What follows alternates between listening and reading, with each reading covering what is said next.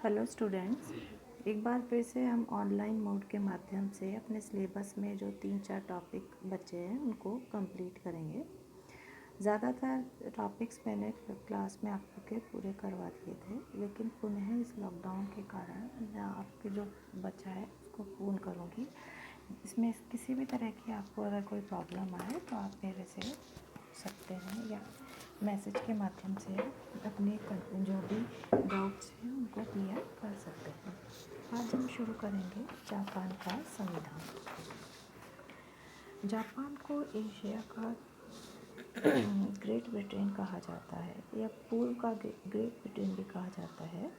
इसको सूर्योदय का देश भी कहते हैं क्योंकि एशिया के पूर्व में स्थित इस देश में सबसे पहले सूर्य उदय होता है।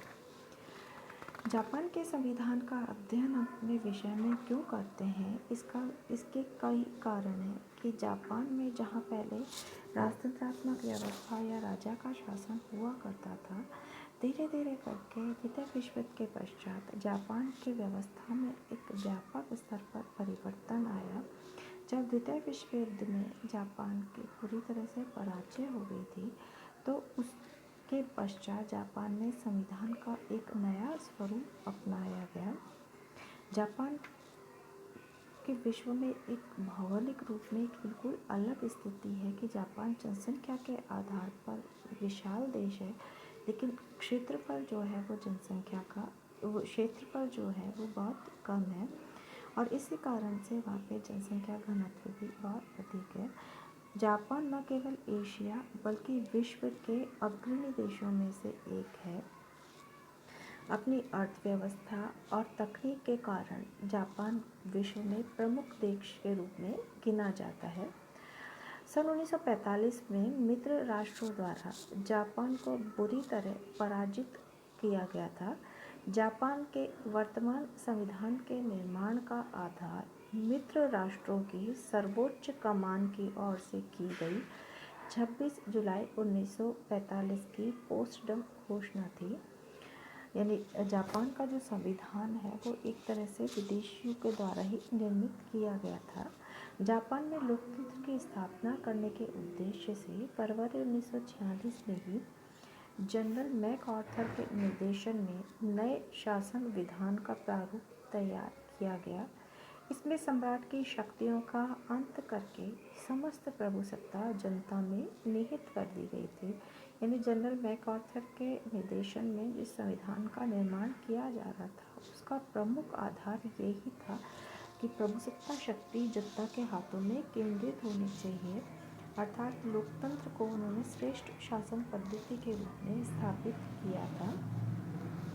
7 अक्टूबर 1946 को डाइट के द्वारा इसका अनुमोदन किया गया। डाइट वहाँ की संसद को कहते हैं, जापान की संसद को डाइट कहते हैं।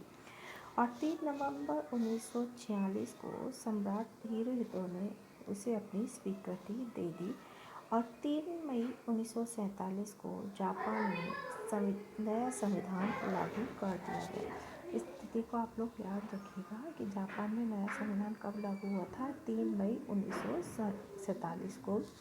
जापान का वर्तमान संविधान इसे शोवा संविधान भी कहा जाता है और यह पूर्णतया लोकतांत्रिक सिद्धांतों पर आधारित है। सामान्यतः एग्जाम में 2 क्वेश्चन अक्सर आते हैं। पहला कि जापान का संविधान कब लागू हुआ था और इसे क्या कहते हैं। तो लागू कब हुआ था, 3 मई 1947 को, और इसे शोवा संविधान के नाम से जानते हैं। और दूसरा क्वेश्चन है कि जापान की संसद को क्या कहते हैं। तो जापान की संसद को क्या कहते हैं, डाइट। अभी वर्तमान समय में जापान में जो संविधान अपनाया गया है वो इंग्लैंड की तरह ही एकात्मक व्यवस्था वाला संविधान है। इसमें संवैधानिक राजतंत्र तथा संसदीय शासन प्रणाली दोनों को अपनाया गया है, किंतु दोनों संविधानों में प्रमुख अंतर यह है कि ब्रिटिश संविधान जो कि विकास का परिणाम है, वहाँ जापान का संविधान जो है वो लिखित संविधान है।